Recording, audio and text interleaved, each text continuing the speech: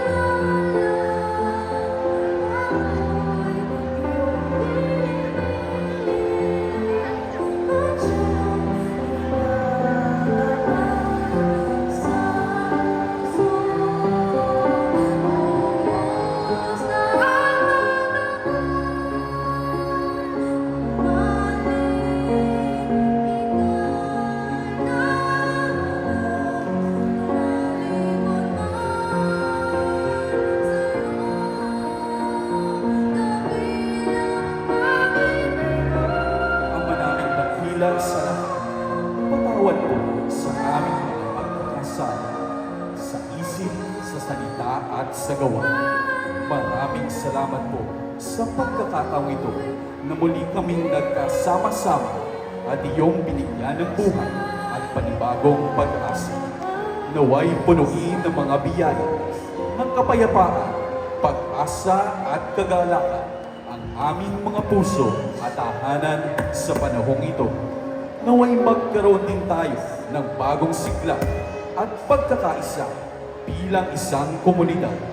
Sana ay maging panahon ito ng malalim na pagmumuni-muni, espiritual na pagunlad at pagpapabago para sa lahat.